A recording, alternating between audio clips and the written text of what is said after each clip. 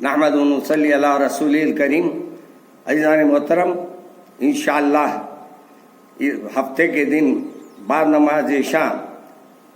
جامع مسجد چوک میں مرکزی جلسہ شب قدر ہوگا، جہاں انشاءاللہ شب قدر کے سلسلے میں تفصیل سے آپ کو میں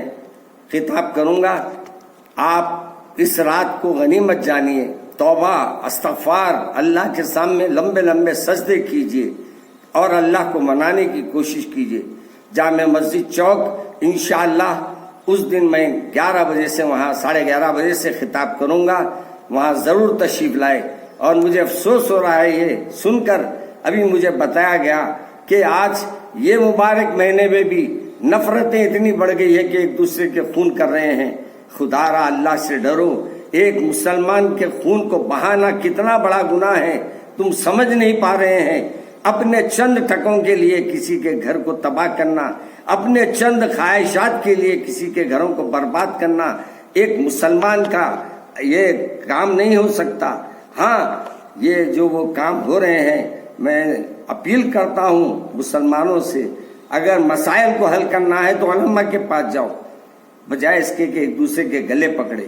علماء کے پاس جاؤ، اللہ والوں کے پاس جاؤ، مسجد کے اماموں کے پاس جاؤ، مگر ایمان لوگ یعنی نیک لوگوں کے پاس جاؤ اور جا کر اپنے مسئلے کی یکسوئی کرو. اللہ مجھے اور آپ کو ان مبارک راتوں میں جو 2-3 باقی رہ گئے ہیں، آج کی رات ہے اور پھر ہفتے کی رات ہے اور پھر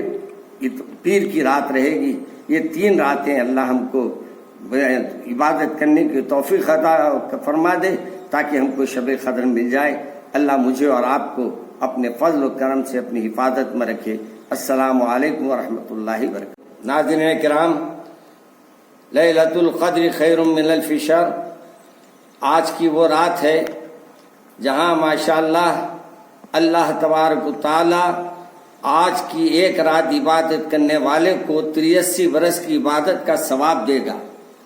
اور آپ جانتے ہیں کہ 5 راتیں ہیں، یہ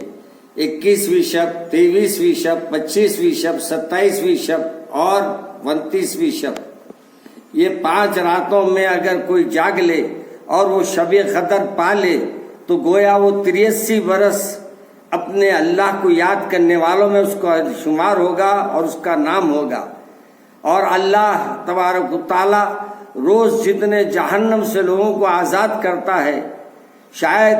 اس رات ان لوگوں میں ہمارا بھی نام شامل ہو جائے، اللہ کی مدد ہماری شامل حال ہو جائے، اللہ کی رضا ہماری شامل حال ہو جائے.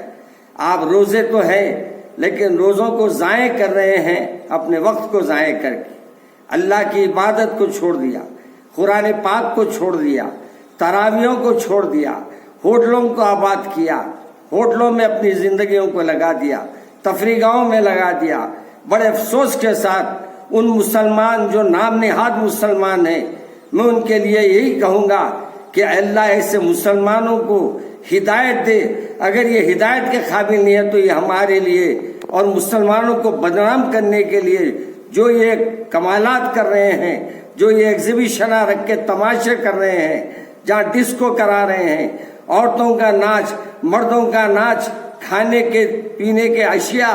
اور نہ جانے اور کیا کیا بدماشیاں کیے جا رہے ہیں. یاد رکھو، اللہ سے ڈرو. چند روپے کمانے کے لیے جو ہمارے نوجوانوں کو دین سے غافل کر رہے ہیں، اتنا پوروں کا عذاب ان لوگوں کے نام اعمال میں لکھا جائے گا جو یہ بنیاد ڈال رہے ہیں، جو یہ عمل کر رہے ہیں، چاہے وہ کسی خاندان کے ہو، چاہے وہ کسی نواب زادے ہو. مگر اللہ سے ڈرو اس سے پہلے کہ تمہیں موت آئے، اور موت ایسی نہ آئے کہ تمہاری منہ سے کلمہ تک نہ نکلے. آج ہمارا بچہ پہلے ہی بہکا ہوا ہے، گمراہیوں میں ہے، اس کو مزید گمراہی کے حوالے مت کر دو. اور میں نوجوانوں سے بھی اپیل کر رہا ہوں اور ان گھر والوں سے اپیل کر رہا ہوں، کاش یہ بات آپ کی سمجھ میں آ جائے کہ آپ کے بیٹے تفریح کو نہیں جا رہے ہیں، آپ کے بیٹی تفریح کو نہیں جا رہے ہیں، آپ تفریح کو نہیں جا رہے ہیں، بلکہ گناہوں سے اپنی آنکھوں کو خراب کرنے جا رہے ہیں، کانوں میں گناہوں کو ڈال کر اپنے کانوں سے غافل ہو رہے ہیں، زبان ہلا کر اللہ کی نافرمانی کر رہے ہیں. میں ان لوگوں سے جو شادی خانوں میں یہ تماشے کر رہے ہیں میں تو اپیل کرتا ہوں اب یہ حالات سے توبہ کر لو، اب آ جاؤ اللہ کی رحمت کے سامنے ہاتھ اٹھا لو، توبہ کرو، کمانے کے لیے اپنے شان و شوکت کے لیے آج تم فلم ایکٹروں کو بلا رہے ہیں، آج تم اپنی نمائش کر رہے ہیں،